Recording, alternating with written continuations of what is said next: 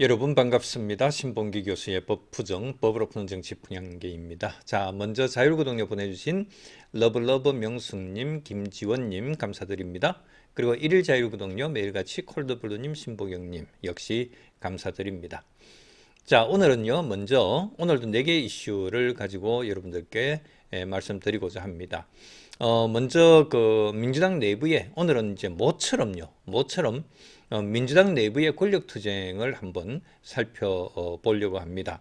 정청래 대표를 밀어내고 지금 김민석 총리를 지금 민주당 그 이번 8월 달에 날짜가 정해졌죠. 8월 17일인가 언제로 지금 정해진 것 같은데 김민석 총리를 사퇴를 시키고 지금 당을 접수하도록 이렇게 지금 하고자 하는 이런 흐름이 있습니다. 그러다 보니까 지금 정청래하고 이재명하고 지금 불켰어요. 그죠?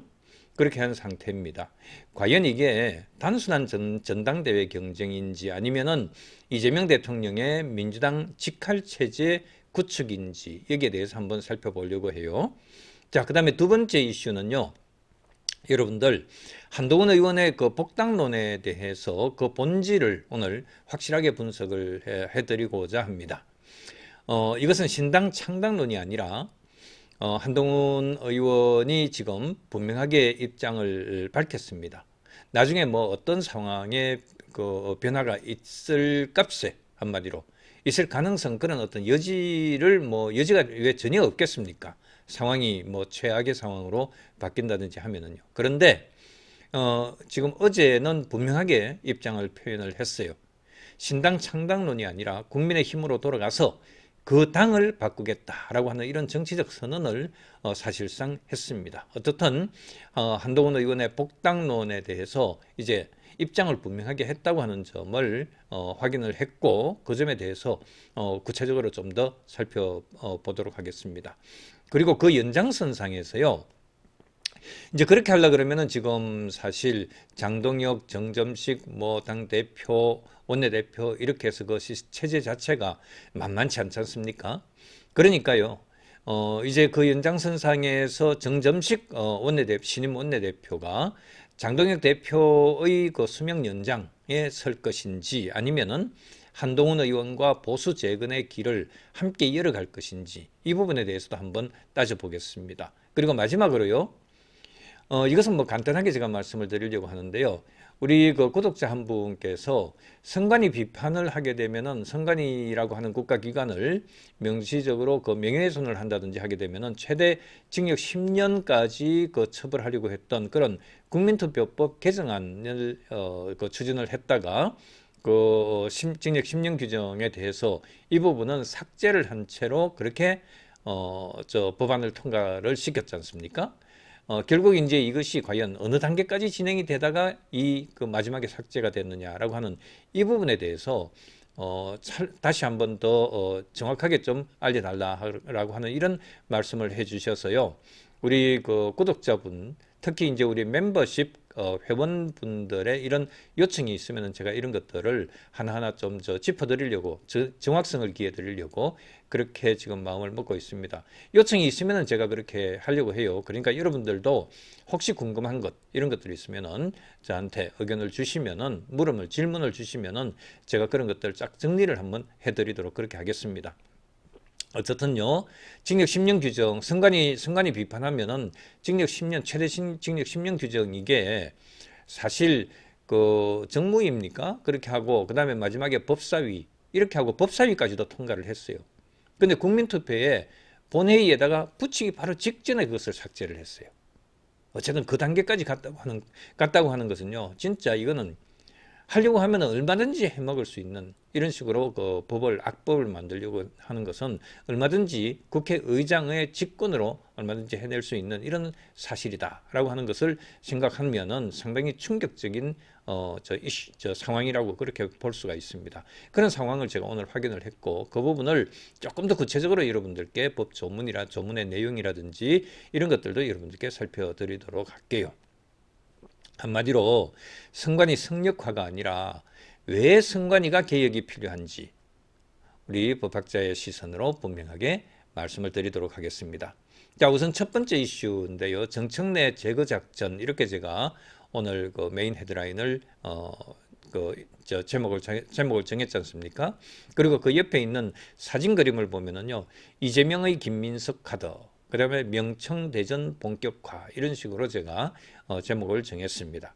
한마디로 이것이 정청래 제거 작전이냐, 아니면은 이재명의 김민석 체제 시스템으로 당권 직할 체제로 그렇게 두려고 하느냐라고 하는 이런 우리가 의문을 가지고서 그렇게 접근을 하고자 합니다. 자, 민주당 8월 전당대회가 단순한 당대표 선거 선출하는 이런 선거를 넘어서 이재명 대통령의 민주당 장악 전쟁, 민주당 접수 전쟁으로 번지고 있다, 이렇게 말씀드릴 수 있습니다. 겉으로는 지방선거 책임론이지만은 속으로는 정청래 대표를 밀어내고 김민석 총리를 앞세워서 민주당을 이재명 직할 체제로 재편하려는 그런 흐름이 아주 강하게 읽혀지고 있습니다. 김민석 총리는요, 아직 사퇴 수리 자체는 아직까지 되지 않은 것 같아요.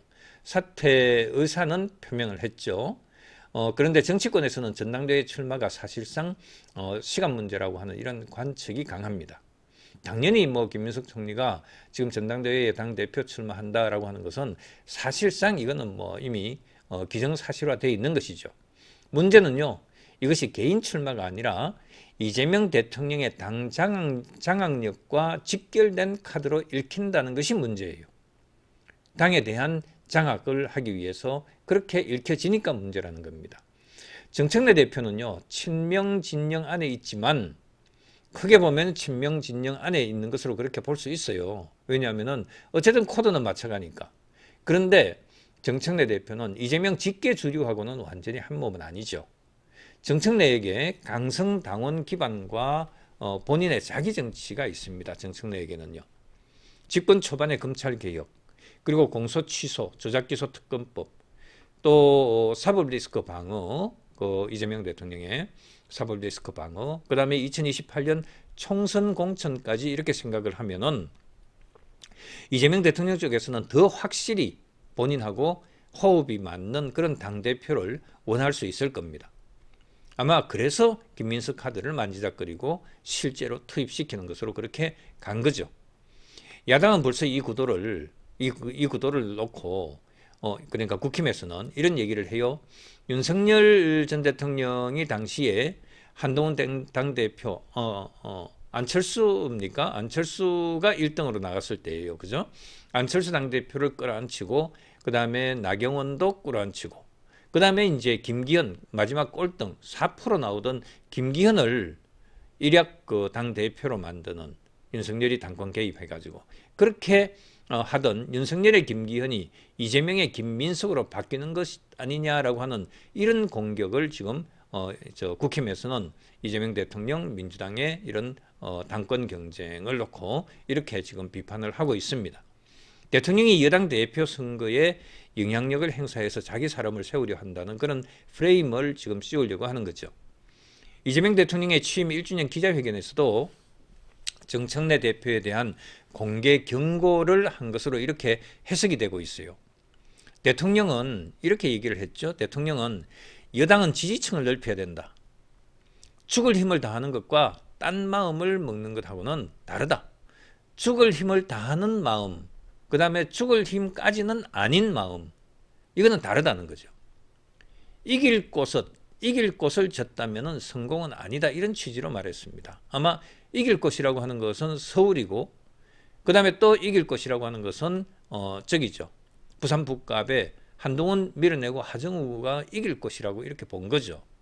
이런 취지로 얘기를 했어요. 그러니까 이들을 왜 낙선시켰냐라고 하는 데 대한 일종의 질책성이죠. 뿐만 아니라 김용남 후보 영입하는 문제, 그 다음에 지방선거 내부 갈등, 서울시장 패배를 둘러싼 정청래 지도부의 책임론과 맞물린 그런 발언이었다는 거죠. 그래서 어쨌든 정청래 당대표가 여러 곳을 이번에 지방선거에서 광역단체를 놓고 그다음에 보궐선거까지 해서 여러 곳을 놓쳤다라고 하는 그 부분에 있어서 이재명 대통령이 정치인에 대한 공개 경고를 한 것으로 그렇게 해석이 됩니다. 그런데요. 그런데 정청래 입장에서는 또 속내가 다르죠. 정청래 입장에서는 지방선거를 나름대로 열심히 치렀다. 그런데 오히려 이재명 대통령 측이 오히려 본인이 살기 위해서 조작기소 특검법, 공소시효 특검법 이걸 너무 강하게 밀어붙이면서 선거에 불리한 환경을 만들었다. 이렇게 볼 수도 있습니다. 정청래 입장에서는요. 지방선거 패배의 책임이 오로지 정청래 개인이냐. 그 다음에 또 정청래가 지금 당대표로 있는 민주당 지도부에게만 그 책임이 있느냐. 이것이 아니라 이재명 대통령의 사법 리스크 방어 전략이 함께 물려가지고 있다 보니까 선거판을 너무 힘들게 만들었다. 그래서 정청래 입장에서는 우리는 열심히 했는데 이재명 대통령의 사법 리스크를 방어하기 위해서 같이 그렇게 하다 보니까 오히려 역효과가 났다라고 하는 이런 인식을 정청래 대표는 가지고 있다고 이렇게 볼 수 있어요. 그러니까 서로 생각이 다른 거죠. 서로 생각이 다르고 그러니까 이제 제대로 성과를 못 거뒀다라고 하는 이런 데 대해서 이재명 대통령이 정청래에 대해서 그렇게 비판을 하기도 했고 질책성 그런 발언을 하기도 했고 또 한편으로는 왜 조작기소 특검법 그다음에 공소취소 특검법 이 부분에 대해서 왜 빨리빨리 진행해가지고 그렇게 마무리하지 않느냐. 그러다 보니까 이게 질질 끌어졌으니까 결국은 못하게 되고 지방선거 이후로 미루게 된 것 아니냐. 이런 데 대한 일종의 질책성이에요. 그러니까 이제 반대로 이재명 대통령 쪽의 시각이 이제 방금 말씀드렸던 그런 입장이라는 거죠.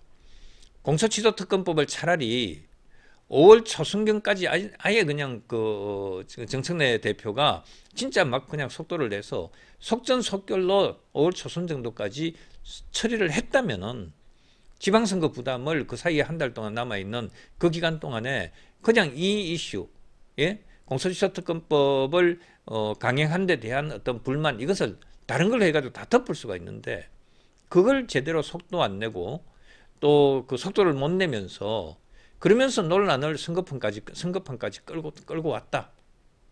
한마디로 정청래에 대해서 왜 그것을 빨리 끝내고 빨리 속전속결로 그러니까 공소취소 특검법 조작기소 특검법을 빨리 끝내고 그 다음에 새로운 판으로 해가지고 선거를 치렀으면은 훨씬 더 유리했을 거다. 이런 얘기죠. 그런데 정청래 입장에서는 대통령 사법 리스크 방어 프레임이 선거를 어렵게 했다고도 볼 수 있고 이재명 쪽은 정청래가 필요한 법안을 제때 처리하지 못해서 오히려 위험을 키웠다고 이렇게 지금 좀 불만을 가지고 있을 수도 있습니다. 최근에 그 지방선거 패배 논란을 둘러싼 명청 갈등의 핵심이 바로 이 책임 소재에 대한 충돌이에요. 그러니까 이재명이 생각하고 정청래의 생각하고 이 두 사람의 생각 자체가 누구 책임이냐 도대체. 나름대로 열심히 했는데 내 책임 아니다라고 하는 이런 식의 지금 정청래 입장이고 이재명 대통령은 거기에 대해서 그런 데 대해서 제대로 빨리빨리 처리하지 못했다고 하는 데 대한 불만의 표현이었습니다. 그래서 정청래 대표는요, 지난 지방선거 직후에 서울은 아프지만 전체적으로는 큰 승리했다. 이런 식으로 입장을 정리를 했어요. 그런데 이재명 대통령이 그것에 대해서 맞받아 쳐버렸죠. 이길 곳을 졌다 그러면서 이렇게 사실상 정청래에 대해서 불만 표현을 했어요. 이 한마디가 바로 정청래식 승리 프레임을 완전히 그냥 뒤집어 엎어버린 거죠. 김영진 의원도 지도부가 김영진 의원이 이재명 대통령하고 친밀한 그런 관계에 있는 사람이죠. 김영진 의원도 지도부가 너무 일찍 승리를 말했다. 선거보다 내부 정치에 관심을 둔 것 아니냐 하는 식으로 비판을 하기까지 했습니다. 김용 전 민주연구원의 부원장이 공개적으로 압박을 했는데 이것도 사실 좀 예사롭지가 않습니다. 김용 전 민주연구원의 부원장이 정청래 대표의 사과와 불출마 검토를 언급을 했습니다. 박지원 의원도 뭐라 했냐면은 지도부 총사퇴, 불출마 요구까지 그 정청래에 대해서 했습니다. 대통령이 직접 말하기 어려운 메시지를 측근 김용과 박지원, 측근과 원로들이 대신 정청래에게 그렇게 말을 전하는 그런 분위기가 아니냐라고 하는 이런 해석이 나오는 이유이기도 합니다. 물 한 모금 할게요. 그 또 진짜 그 상징적인 장면도 있었어요. 이재명 대통령이 G7 그 순방길에 오를 때 여러분들 정청래 그 저기 대표가 공항 환송에 불참했잖아요. 안 간 거예요. 김민석 총리는 직접 배웅을 나갔습니다. 정치권에서는 정청래가 안 간 것이 아니라 못 간 것 아니냐라고 하는 이런 말까지 나왔습니다. 일정은 메시지예요. 일정에 공항에 누가 나왔느냐, 환송을 나왔느냐, 또 뭡니까 맞이로 해서 그렇게 귀국할 때 또 누가 나갔느냐, 이런 데 대한 것들, 이런 것들은 하나의 메시지예요. 겉으로 보여지는 것이에요. 보여지는 것으로 평가받는 거예요. 그래서 이 장면, 김민석은 나가고 정청래는 나가지 못했다. 뭐 나가지 못했는지 안 나갔는지 모르겠습니다만은 어쨌든 그와 같은 장면은 명청 갈등의 상징처럼 읽혀진다는 거죠. 광주에서도 경고음이 터졌습니다. 어제 그 정청래 대표가 5.18 민주묘지를 참배하고 또 광주 전남 현장 최고위원회를 개최를 하면서 현장 최고위원회에 참석을 했는데요. 강덕구 민주당 그 최고위원은 정청래 대표가 그 말을 했잖아요. 정권은 짧다 그랬잖아요. 그러니까 민심은 길고 정권은 짧다 이런 식으로 얘기했잖아요. 그러니까 정권은 짧다라고 하는 이것이 자칫 잘못하면 이재명 대통령도 조기 탄핵으로 해서 물러날 수 있다라고 하는 일종의 경고를 했던 것으로 이렇게 해석이 다 그렇게 돼버렸어요. 그 말 한 것에 대해서. 왜냐하면 그 말을 이전에 2차례를 했어요. 이 2차례를 했는데 이제 그러니까 언론 보도에서 좀 주목을 받은 그 발언으로 해서 2차례 한 것이 바로 이명박 대통령에 대해서 그렇게 박근혜 대통령에 대해서 민심은 길고 정권은 짧다 이런 식으로 했는데 탄핵됐죠. 또 윤석열 전 대통령을 향해서도 역시 민심과 정권은 짧다라고 하는 이런 얘기를 했어요. 그래서 지금 이 표현을 한 것 자체에 대해서 정청래 대표가 민심은 길고 정권은 짧다라고 했던 이 발언에 대해서 이것을 이재명 대통령도 수명이 짧을 수가 있다라고 하는 일종의 경고성 발언으로 다 여기 두루두루 해석이 되자 강덕구 최고위원이 국민과 당원은 영원하지만 당권은 짧다 하면서 오히려 거꾸로 대받아쳐 버렸습니다. 국민은 영원하다 그랬는데 국민과 당원은 영원하지만 당권은 짧다. 오히려 거꾸로 정청래에 대해서 당권은 짧다라고 이렇게 얘기했습니다. 대통령의 정권은 짧다라고 한 그것을 당권은 짧다라고 해서 거꾸로 대받아쳤습니다. 광주에서는요, 광주라고 하는 도시 자체가 민주당의 심장부 아닙니까? 그 광주에서조차 공개 비판이 나왔다는 거죠. 정청래의 자리가 공격의 무대가 아니라 오히려 정청래가 광주 최고위원회로 가서 거기에서 오히려 방어를 해야 되는 이런 조금 불편한 자리가 됐다는 거죠. 여기에 더해서 정청래가 시도했던 여러 가지 것들이 있습니다. 당원 1인 1표제 논란도 겹쳐 있습니다.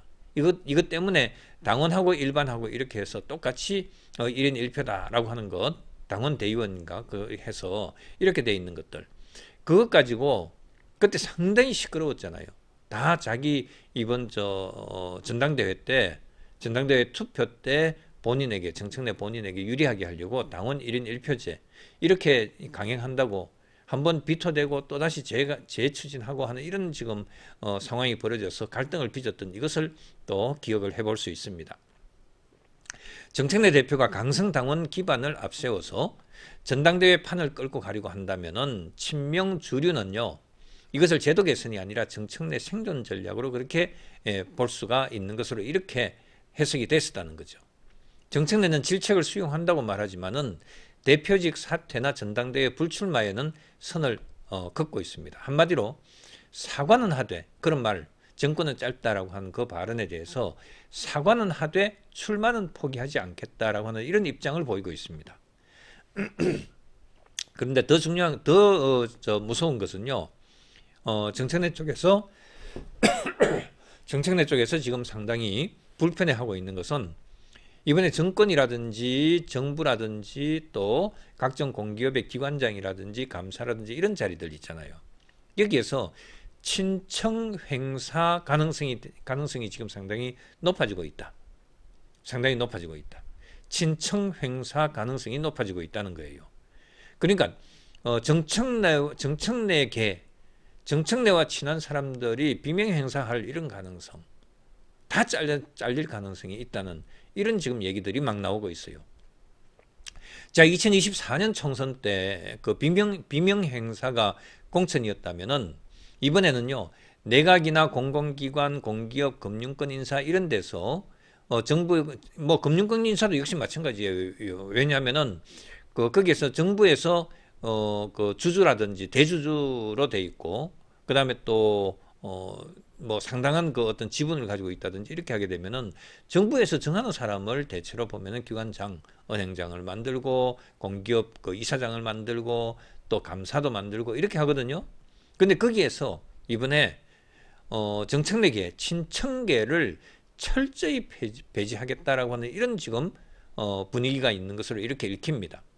청와대에서 다 이제 이런 공기업이라든지 공기업 기관장이라든지 등등 여기에 대해서 그런 것 하나하나가 모두 다 그 대통령실에서 다 그거 오케이가 나야지 그것이 자리가 마련되는 것이거든요. 그런데 그것을 다 체크를 하면서 친청계로 불리는 사람들은 모두 다 잘라버리겠다라고 하는 이런 관측이 지금 나오고 있습니다. 그러면 이제 어떻게 됩니까? 정청래는 갓 떨어지죠. 왜냐하면 정청래한테 붙어가지고 있다가는 좋은 일 없다라고 하니까 어쨌든 그러니까 정청래는 힘이 빠지는 거예요. 그런 식으로 만들겠다는 그런 얘기도 지금 계속 지금 소문으로 돌고 있습니다. 대통령실이 그 공식 확인한 것은 아니지만은 정청래가 대통령 뜻을 거스르고 연임을 강행하면은 친청계 전체가 인사불이익을 받을 수 있다는 이런 말이 민주당 안팎에서 지금 나오고 있다는 거죠. 그러니까 한마디로 지금 김민석을 지금 자기 당 대표를 시키려고 하는데 정청래는 이제 더 이상 다시 불출마해라라고 하는 이런 지금 메시지를 계속 띄우고 있는 거죠.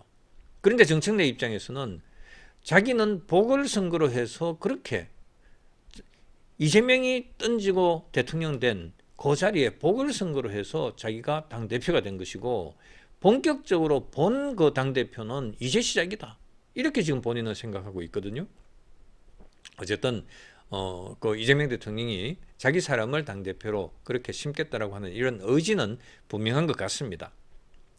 판세를 지금 한번 그 민주당의 판세를 지금 한번 살펴보면은요. 정청래와 김민석의 이자구도, 양자구도로 보면은 현재 정치구도상 김민석이 60, 정청래가 40% 이렇게 정도 지금 해석이 되더라고요. 이렇게 분석이 되더라고요. 그 민주당 쪽에 저 뭐 민주당 쪽하고도 그 두루두루 이렇게 잘 지내고 있으니까 뭐 잘 지낸다기보다는 지인들이 또 거기에 뭐 또 저기 참여하는 사람들이 또 있으니까요. 지금 김민석 쪽이 60%, 정청래가 40% 이렇게 지금 두 사람이 양자구도로 붙으면 그렇게 될 가능성이 있대요. 지금 60대 40으로 보더라고요. 전 김민석이 된다 이렇게 얘기를 하더라고요. 그런데 민주당 지지층 안에서는 이재명 대통령의 영향력이 강한 상황에서 정청래가 대통령과 척을 지면서 정청래가 버텨낼 수가 없다 이런 지금 평가를 하고 있습니다. 그런데요, 송영길 의원이 지금 보궐로 등장해서 지금 이번에 당대표 출마를 선언을 사실상 할 것으로 이렇게 알려져 있지 않습니까? 송영길이 뛰어넘는 이런 3자 구도로 되게 되면은 김민석, 정청래, 송영길 이렇게 해서 비교를 하면은요 45대 35대 20% 이렇게 정도 된다는 겁니다. 아까 뭐였습니까? 저 두 양자 구도로 하면은 60대 40이죠. 그런데 김민석 송영길이 출마를 하게 되면은 김민석 표를 좀 갉아먹어요. 정청래에서도 한 5% 가져와요. 이렇게 해서 송영길이 한 20% 된다. 김민석이 60이었는데 45, 정청래가 40이었는데 35 이렇게 해서 15% 5% 해가지고 송영길이 20% 정도 이렇게 얻을 것으로 이렇게 예상을 하더라고요. 송영길은 일부 비주류와 조직표를 흡수하겠지만은 정청래에게 결정적으로 유리한 그런 변수는 아니라고 이렇게 평가하는 거예요.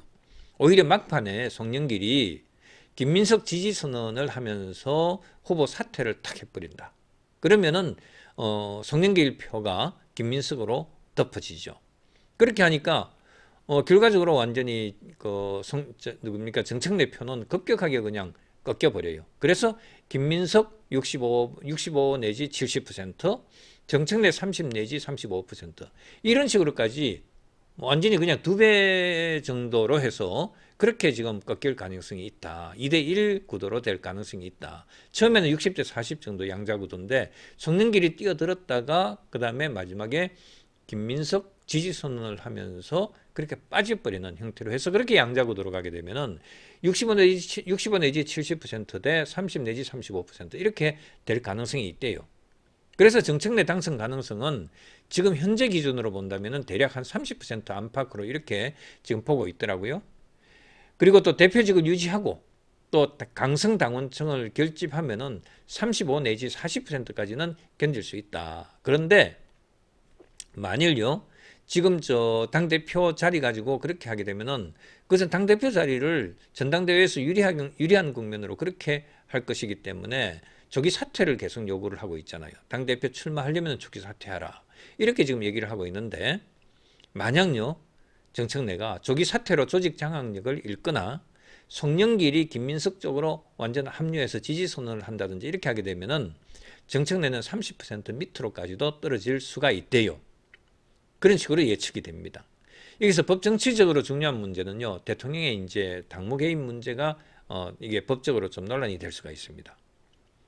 대통령이 특정 후보에게 힘을 싣고 여당 대표 선거를 사실상 좌우한다면 형사법상 직권 남용 성립은 별도 문제로 하더라도 헌법 정치적으로는 권한 남용 논란을 피하기가 어렵습니다. 대통령의 권력은 국정 운영을 위한 권력이지 여당 당권 장악을 위한 도구가 아니라고 하는 이런 시각에서 비판을 면하기 어렵다는 얘기입니다. 뭐 김기현 때도 뭐 윤석열 대통령 그렇게 개입해가지고 4%짜리를 1등으로 만들었잖아요. 그 상황을 생각하면은 4%짜리를 50점 몇 %가 뭐 3, 4%가 이 정도로 해가지고 그냥 단번에 그냥 1등을 만들어 버렸어요. 결선투표도 없이 그렇게 김기현을 그런 식으로 만들어 버렸어요. 사실 김기현이 뭐 당대표하고 정치적인 이런 큰 인물감 그렇게 여러분들 비춰집니까? 그렇지 않거든요. 그런데 어쨌든 예스맨 스타일이죠. 윤석열과 아주 가까운 그런 예스맨 스타일이죠. 결국 이 싸움의 본질은 하나입니다. 이재명 대통령이 민주당까지 완전히 장악할 것인가? 아니면은 정청래가 강성 당원 기반으로 독자 생존을 할 것인가? 이것이 사실은 이 싸움의 본질입니다. 정청래와 친명 뭡니까? 저기 명청대전의 본질입니다. 8월 전당대회는요, 당대표 선거가 아니라 이게 이제 8월 전당대회 하게 되면은요, 어떻게 됩니까? 2027, 지금 26년이니까 2027년 8월, 2029년, 2028년 8월 이러니까 2028년 4월 달에 있게 되는 총선에 영향을 미치게 된다는 거죠. 결정적으로 총선 공천권을 갖는다는 거죠. 그래서 총선 공천권을 누가 갖느냐?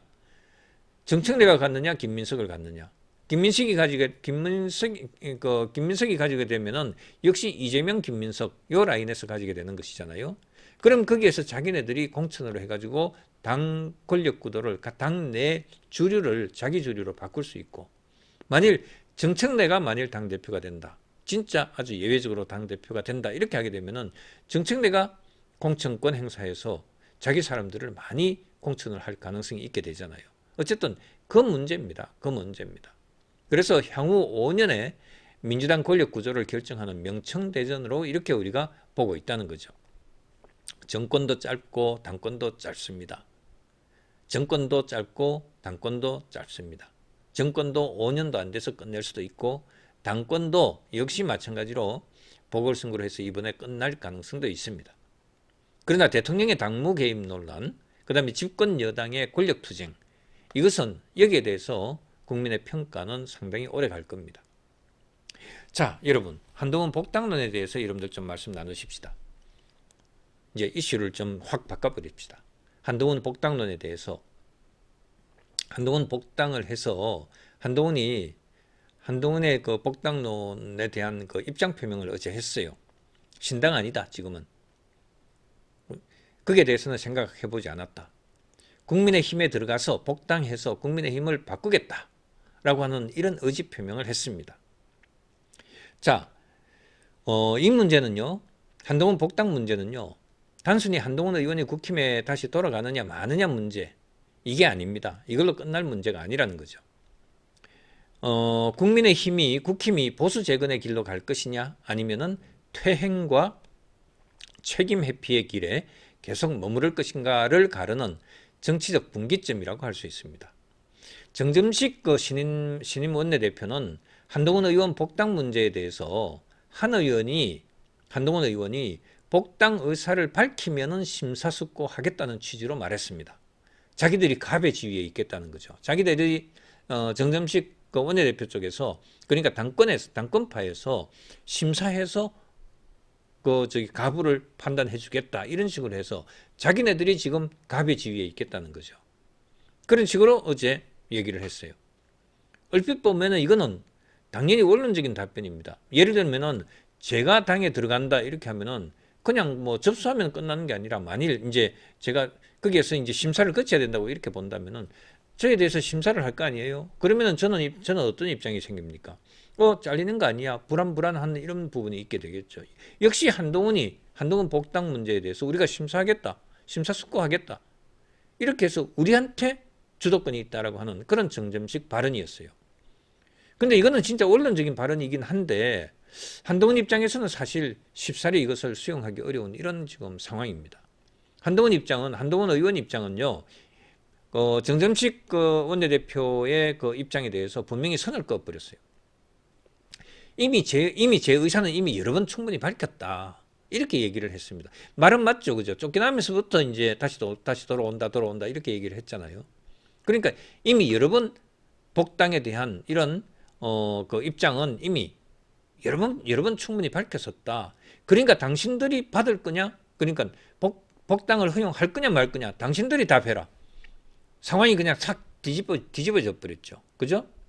그러니까 갑을 관계에 있어서 갑의 위치가, 아까는 정점식이 우리가 심사해서 당신 복당 의사를 비추면 우리가 심사숙고해서 판단하겠다 해서 자기들이 심사자가 되는 이런 그 입장에서 정점식이 얘기를 했는데, 한동훈이 이미 내가 입장을 여러 번 충분히 밝혔다 이런 식으로 얘기를 하자 이게 어떻게 됩니까?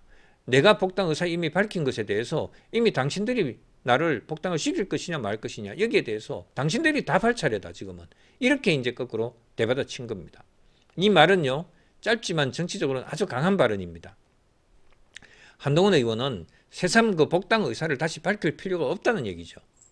이미 부당한 제명 이후에도 국힘으로 돌아가겠다고 했었고, 뭐 우리가 다 기억하지 않습니까? 선거 과정에서도 국민의힘을 바꾸겠다는 뜻을 반복해서 밝힌 바 있습니다. 그렇다면은 지금 물어야 되는 것은 한동훈이 복당 의사를 밝혔느냐 안 밝혔느냐, 이게 지금 이슈가 아니에요. 진짜 중요한 문제는 국민의힘이 한동훈을 받아들일 준비가 되어 있느냐, 더 정확하게는 국민의힘이 보수 재건의 의지가 있느냐라고 하는 이 질문입니다. 한동훈 의원은 빠른 복당 필요성도 언급했습니다. 빨리 나 지금 복당하긴 해야 돼 얘기를 했어요. 다만 내가 복당 신청을 한다든지 이렇게 할 필요는 없다, 그걸 할 필요는 없다, 이런 입장이에요. 그런데 빠른 복당 필요성이 있다고 하는 이 부분에 있어서 강조를 또 했습니다. 어제도 그런 얘기를 했어요. 보도 나오기를. 이것도 개인적 복귀 차원의 말이 아닙니다. 국회의원 한동훈이 어느 당적을 갖느냐라고 하는 그런 문제가 아니고, 무너진 보수 정당을 어떻게 다시 세울 것인가라고 하는 이런 관점에서 한동훈이 빠른 복당 필요성을 언급을 했습니다. 지금 국힘은요, 선거 패배 이후에도 책임 정치가 제대로 작동하지 않고 있는 상황이지 않습니까? 장동익 대표는 사퇴 요구에도 끝까지 그렇게 저렇게 버티고 있고, 쫓겨나갈 거예요. 버티고 있고, 그 다음에 당은 친윤 회기, 윤어게인 회기 논란에서 벗어나지 못하고 있습니다. 이런 상황에서 한동훈의 복당은 단순한 입당 절차가 아닙니다. 한동훈이 복당하게 되면요, 복당 문제는 국힘 내부에서 퇴행과 쇄신이 정면으로 충돌하는 시험대라고 할 수 있습니다. 한동훈을 복당 거부하면은 과거로 윤어게인의 친윤, 윤어게인으로 거꾸로 그렇게 퇴행하는 것이고, 한동훈의 복당을 받아주면은 당을 쇄신하겠다라고 하는 이런 의지가 있는 것이고, 이렇게 우리가 딱 구분할 수 있는 것으로 이렇게 판단할 수 있는 거죠. 자, 어쨌든 그렇게 돌아가겠다, 복당하겠다라고 하는 이런 부분에 있어서는 이제 제가 충분히 설명을 드렸다고 생각을 합니다. 한마디로, 누가 이 심사를 하느냐, 누가 한동훈의 복당에 대해서 결정권자가 누구냐라고 하는 부분에 대한 것이 역시 저쪽에서는 신청하면은 오케이 여부 판단할게. 이쪽에서는 한동훈 쪽에서는 이미 의사는 분명하게 밝혔으니까 당신들이 복당 여부에 대해서 당신들이 판단할 차례다. 이렇게 결론을 내린 거예요. 그죠? 자, 그 다음에 한동훈 대표가 어제 제가 오늘 좀 중요하게 말씀드리고자 하는 것이 이겁니다. 신당 창당설에 대해서 한동훈이 신당 창당설에 대해서도 한동훈 의원은 분명히 선을 그었습니다. 금시초문이라는 그런 취지로 말했어요. 신당 창당에 대해서 질문을 하자 금시초문이라고 그런 취지로 얘기를 했습니다. 그리고 한동훈은 자신은 반드시 돌아가겠다고 약속했다고 그렇게 밝혔습니다. 기자 질문에 대해서 그렇게 밝혔습니다. 이 대목이 중요해요. 한동훈은 지금 당장 신당으로 판을 깨겠다는 이런 메시지를 내지 않겠다고 말이죠. 않겠다는 이런 뜻이죠. 지금 당장 신당을 띄워서 지금 국힘으로 돌아가는 복당 문제를 완전히 판을 깨겠다라고 하는 이런 메시지가 아니라는 거예요. 오히려 국힘 안으로 들어가서 그 안에서 당을 바꾸겠다는 입장을 재차 다시 확인을 한 것입니다. 물론 정치 현실은 간단하진 않아요. 국민의힘이 끝까지 한동훈 복당을 막거나 복당시키더라도 사실상 고립시키려고 한다면은 신당론이 다시 살아날 수는 있습니다. 저는 그것까지 생각해서 선택의 폭을 넓혀놔야 되겠다라고 하는 이런 뜻에서 제가 얘기를 했던 거예요. 그 신당론에 대한 가능성을 완전히 닫아둘 수는 없습니다. 그러나 현재 한동훈의 공식 메시지는 신당이 아니라 복당이죠. 그죠? 그리고 복당을 통한 보수 재건이라고 이렇게 판단해도 괜찮습니다. 자, 여기서 정점식 원내대표가 아까 뭐라고 했습니까? 복당 신청을 하면은 심사숙고하겠다라고 하는 식으로 그렇게 판단했어요. 그죠? 발언을 했어요. 그죠? 한동훈의 복당을 마치 당권파가 허락해주는 문제처럼 다루는 것은 본질을 흐리는 것이라고 생각합니다. 한동훈은 선거에서 살아 돌아왔습니다. 그것도 무소속으로 험지에서 국민의힘 공식 후보를 상대로 정치적 생환을 했습니다. 이 장면은요, 단순한 개인 승리가 아니에요. 국민의힘을 향한 민심의 경고입니다. 제대로 이것을 읽어야 되는 거죠. 정점식도 장동혁도 제대로 읽지 못하니까 지금 이렇게 방황하고 있는 겁니다. 따라서 복당 문제의 본질은 한동훈 받아들일 것이냐 말 것이냐에 대한 한동훈 심사가 아니에요. 오히려 국민의힘이 민심의 심사를 받는 문제입니다. 민심으로 김민식을 떨어뜨리고 민심으로 무소속으로서 민심의 바탕에서 그렇게 당선이 돼서 그렇게 돌아왔지 않습니까? 그 강력한 하정우를 민주당의 대통령을 배우로 하는 하정우를 떨어뜨리고 완전히 그냥 돈보따리를 그냥 갖다가 부산 북갑에 안기려고 하는 이런 하정우를 떨어뜨리고 그 다음에 자기들이 국힘에서 정당 차원에서 공천한 박민식이를 떨어뜨리고 일개 무소속이 조직도 없고 아무것도 없는 상태에서 돈도 없고 조직도 없는 상태에서 오로지 몸으로 뛰어가지고 그렇게 1등이 돼서 돌아온 사람이에요. 그렇지 않습니까? 이거는 민심이 민주당도 평가했고 국힘도 평가한 거예요. 이제는 한동훈을 복당시키느냐 안 시키느냐. 원래 딴 데 있던 처음부터 무소속이었다 그러면 관계없어요. 그러나 민주당에 있다가 국힘에 있다가 쫓겨난 사람이잖아요. 쫓겨난 사람을 다시 복당하겠다. 이거는 민심의 심사를 받듯이 그렇게 국힘이 오히려 복당 여부에 대한 민심으로부터의 판단을 받아야 되는 거예요. 그래서 국힘이 한동훈을 다시 받아들일 것인가 아니면 친윤 윤핵인 체제를 지키기 위해서 계속 한동훈을 거부할 것이냐. 국민은 이 장면을 보면서요. 국힘이 정말 바뀔 생각이 있는지 여부에 대해서 그렇게 판단을 하게 될 겁니다. 한동훈 의원이 빠른 복당을 말하는 이유도 여기에 있습니다. 뭐냐면요. 빨리 복당해가지고 국민의힘에 국민의힘의 한 사람의 의원으로서 뭔가 본인이 역할을 해야 되겠다는 거죠. 이재명 정권을 제대로 견제하려면은 보수가 먼저 정상화돼야 된다. 본인이 그냥 민주당 국민의힘 그 소속 의원이 돼서 정당을 기반으로 한 그런 의원이 되는 것 그 자체가 목표가 아니고 이재명 정권을 제대로 견제하려면은 보수가 먼저 정상화돼서 그렇게 해서 정상화된 보수의 입장에서 보수 의원으로서 보수당 의원으로서 그렇게 한동훈이 활동해서 이재명 정권을 견제하겠다. 이 얘기를 지금 하는 거예요. 그런데 보수가 부정선거론, 책임회피론, 그 다음에 또 친윤회기 이런 데 묶여가지고 있으면 정권 견제는커녕 국민의 신뢰를 회복할 수가 없다는 거죠. 한동훈이 지금 보고 있는 얘기는 바로 이것입니다. 그래서 한동훈의 복당은 한 개인의 귀환이 아니라 보수정당 정상화의 출발점이다. 이렇게 평가를 할 수가 있습니다. 제가요, 사실은요, 어제까지만 하더라도 제가 그랬지 않습니까? 어제 법부정에서도 한동훈은 복당 카드도 있지만은 복당 카드 외에 다양한 것도 함께 여러 장의 카드를 가지고 있어야 된다라고 하는 이 입장에서 제가 말씀을 드린 바가 있잖아요. 그런데 어제 이제 한동훈이 한 의원이 그 얘기를 했어요. 일단 무조건 복당한다. 이런 식으로 일단 입장 표명을 분명하게 했습니다. 그래서 우리 저 법부정에서도요, 제 방송에서도 한동훈 복당 이슈에 대해서 더 비중을 두고 한동훈 복당 문제로 해가지고 복당을 중심으로 해서 앞으로 여러분들께 그 논평을 하도록 하겠습니다.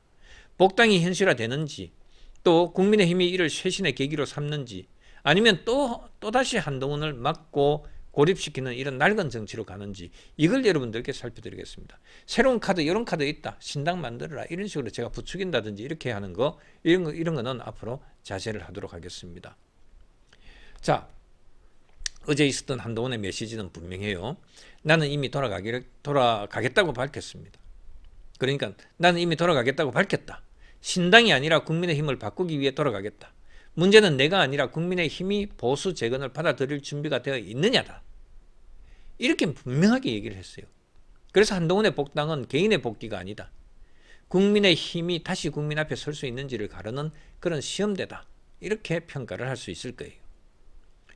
자, 이제 거꾸로 이제 시선을 정점식의 시선으로 한번 돌아가 봅시다. 정점식의 시선으로 한번 돌아가 봅시다. 조금 전에는 뭐라고 했습니까?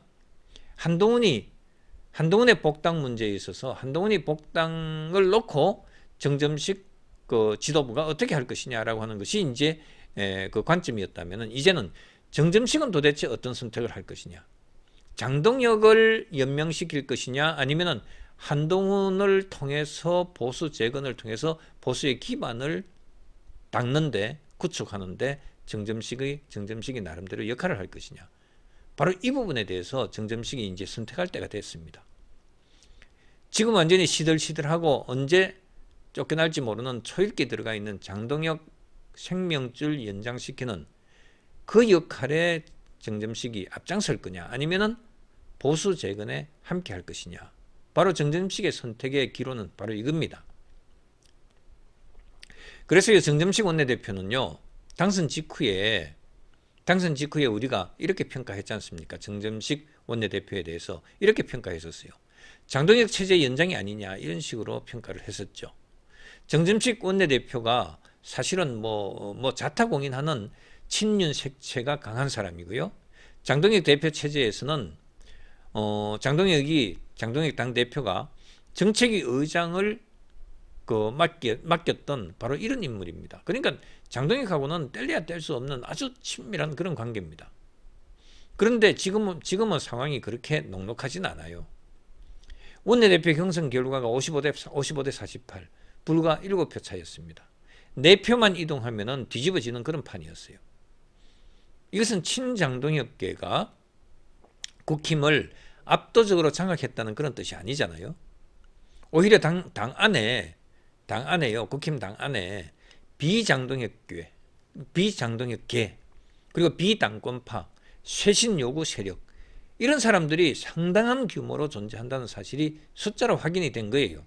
이번에 김도읍하고 장동혁하고 누굽니까 정점식하고 이렇게 양자구도로 해서 그렇게 경선했을 때 55대 40, 55대 48로 해가지고 그렇게 됐었는데 48이라고 하는 사람은 비장동혁계다.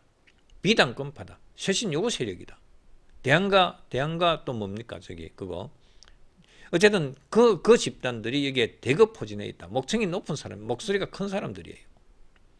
한동훈 의원 제명 당시만 해도 친한계는 10여 명 안팎밖에 안 됐습니다. 그죠? 그런데 이번 표결에서 김도읍 의원에게 48표가 갔어요. 이 48표가 모두 친한계라는 뜻은 아니에요. 그런데 적어도 지금 장동혁 지도부 그대로는 절대 안 된다. 이런 문제의식이 당 안에 넓게 퍼져 있다는 그런 뜻입니다. 48표를 김도읍 의원에게 48표를 던졌다고 하는 것은 완전히 지금 당내 세력 구도가 완전히 바뀌었다라고 하는 거예요. 반대로요. 그러면 정점식한테 간 55표는 완전히 딴 멋진가? 그거 아니에요. 정점식에게 간 55표도 모두 진정한 친장동혁계 표라고 볼 수 없습니다. 정점식 원내대표가 이 숫자의 의미를 잘못 읽으면요, 원내 지도부는 출발부터 흔들릴 수밖에 없을 겁니다. 특히 장동혁 대표의 입지는요, 이제 매우 좁아졌어요. 선거 패배 이후에 책임 정치를 보여주기는커녕 사퇴 요구까지도 외면하면서 한동훈하고 얼굴 부딪히는 거 그 자체를 완전히 도망다니다시피 그러고 있잖아요. 저쪽에 뭐 부정선거니 어쩌니 지금 그런 쪽에 가가지고 있으면서. 근데 선거관리 부실 문제를 따지는 것은 반드시 당 대표, 예? 지금 장 대표는 이런 얘기 했어요. 선거 부정 문제에 집중하겠다 이렇게 얘기했던 거 여러분들 기억나십니까? 어제 그 얘기 했거든요. 보도도 어제 많이 나왔어요. 그런데 선거관리 부실, 장 대표가 선거관리 부실 문제에 집중하겠다 이렇게 얘기를 했는데, 선거 부정에 대해서 집중하겠다 얘기를 했는데, 이 문제를 따지는 것은요, 반드시 당 대표 자리에서만 할 수 있는 일이 아니라는 거예요. 국회의원으로서 다시 당대표 자리 내려놓고 국회의원으로서도 할 수 있고 당내 특별기구로도 할 수 있습니다.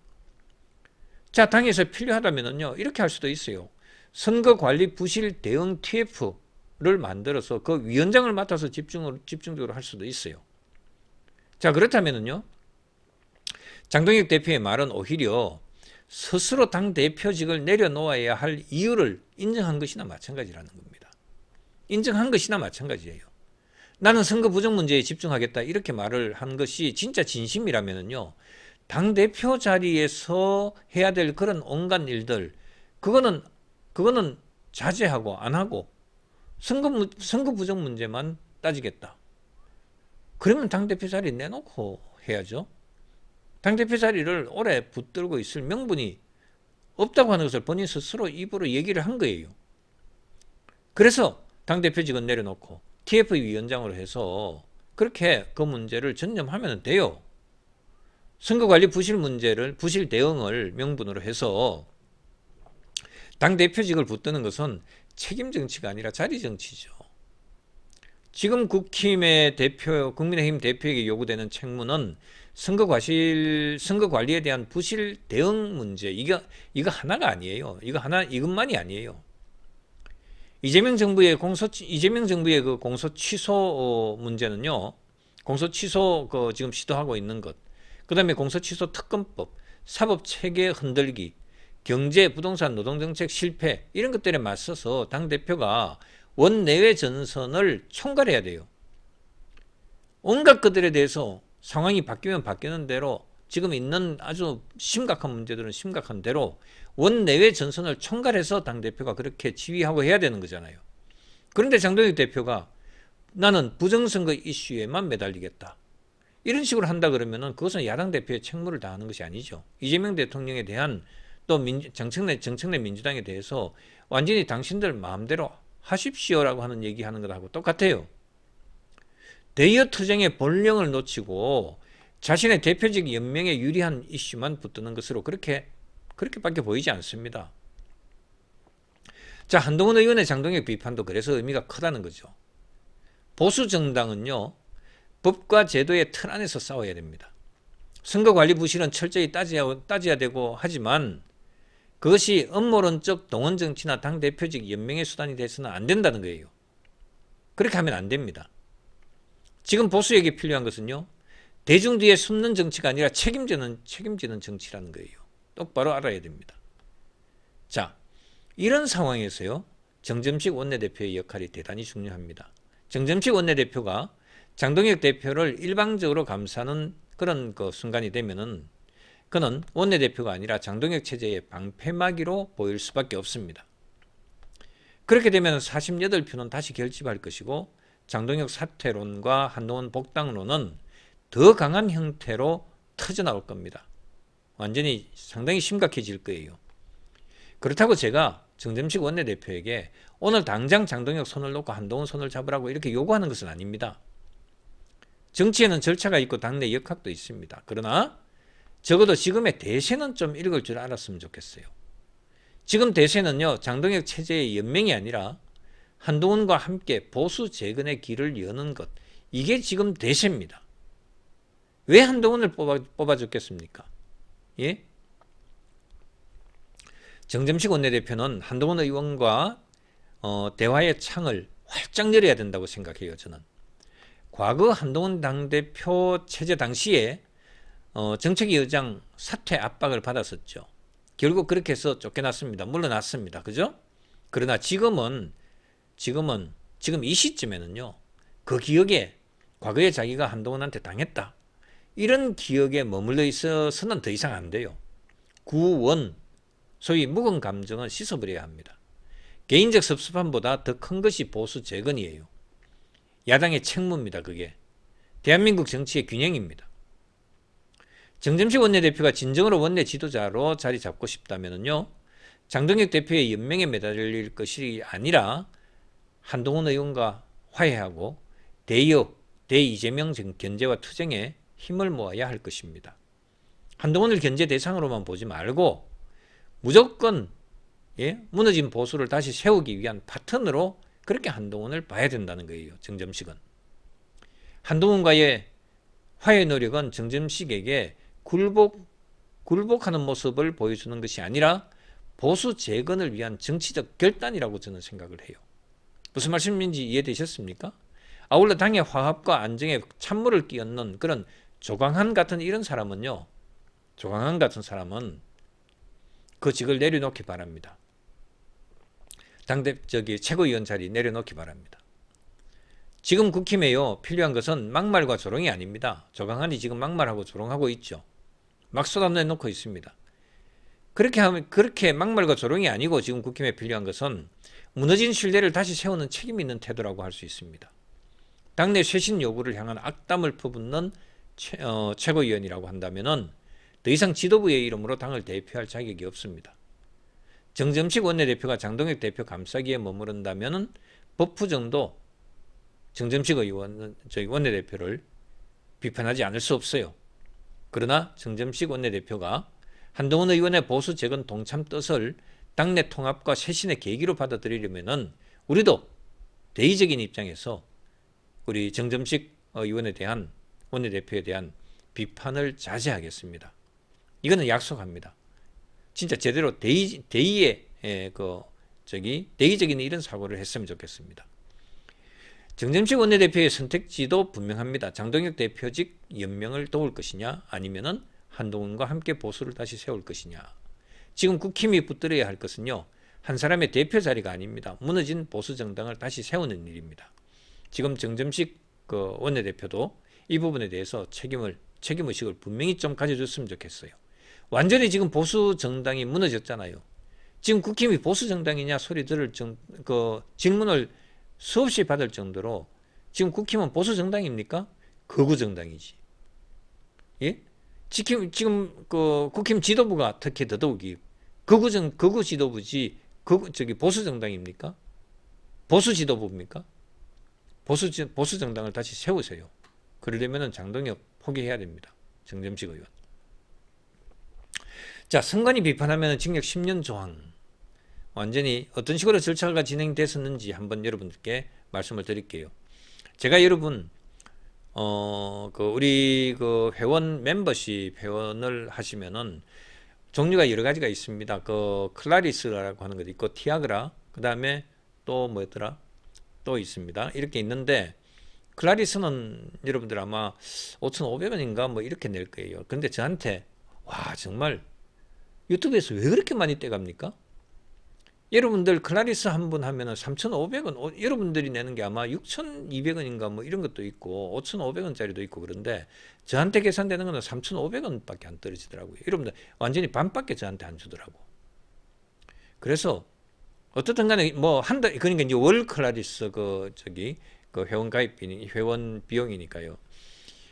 이거는 제가 뭐 다른 뜻으로 말씀드리는 것이 아니고 이렇게 월 커피값 한 잔도 안 되는 그 우리 동네에 있는 마실 커피 1,800원짜리 마실 커피 두 잔 마시면 끝나는 이런 월 클라리스 회원이라 하더라도 여러분들 회원 멤버로서 저한테 질문을 하시면 제가 질문을 최대한 해드리도록 할게요. 답변을 해드리려고 합니다. 우리 멤버십 회원인 돌직구님께서 어제 제가 분명하게 제가 이름을 우리 멤버 이름을 제가 말씀을 드립니다. 돌직구님께서 엊그제 질문을 주셨어요.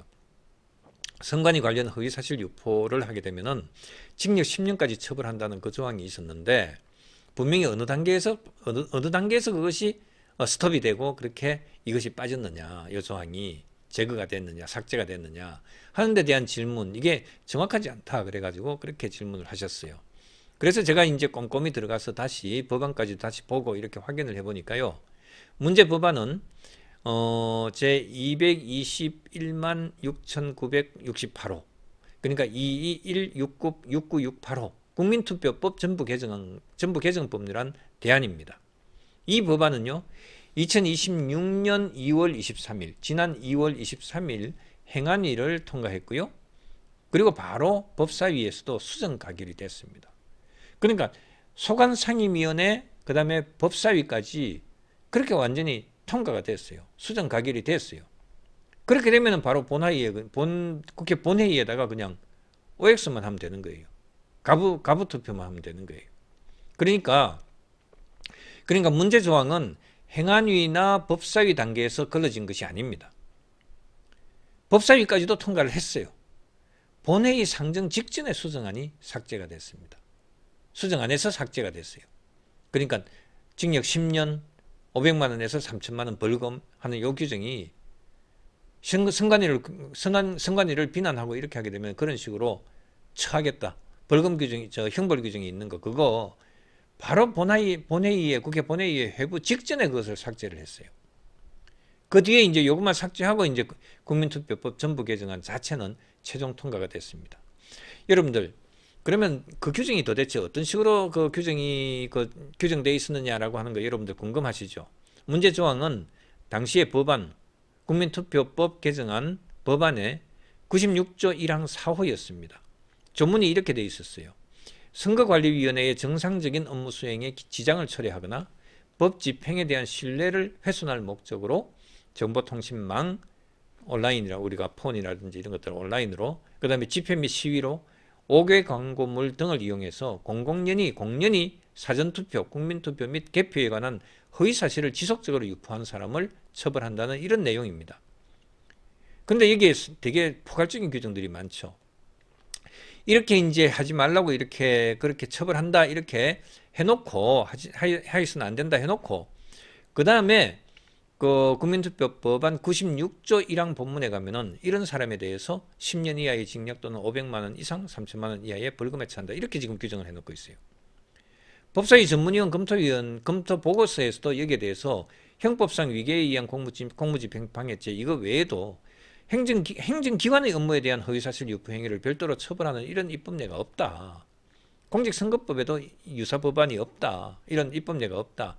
그러면서 또 허위사실 표현이라고 하는 그 자체도 표현의 자유 보호 영역에 들어가기 때문에 이거 처벌을 하려면은 헌법 37조 2항에서 얘기하는 그거하고 그다음에 헌법상의 또 재형 법정주의에 있어서 명확성 원칙을 지켜야 된다. 이렇게 평가를 합니다. 그래서 지금 현실 한번 보십시오. 전국 곳곳에서 투표 용지 부족 등 그 투표 관리 부실 사건이 벌어져 있는데 여기에 있어서 선관위의 관리 능력, 설명 책임에 대해서 의문을 제기하고 이렇게 하게 되면은 모두 다 처벌받겠다는 거죠. 이런 식으로 포괄적인 이런 상황에서 선관위를 비판하는 사람을 포괄 규정으로 처벌하겠다? 이거는 허무맹랑한 이런 발상이죠. 대국민 우롱이죠. 그래서 선관위 신뢰를 훼손하면 징역 10년이다. 이런 식 조항으로 해가지고 하면 안 된다. 잘못됐다. 이렇게 생각을 합니다. 마치겠습니다.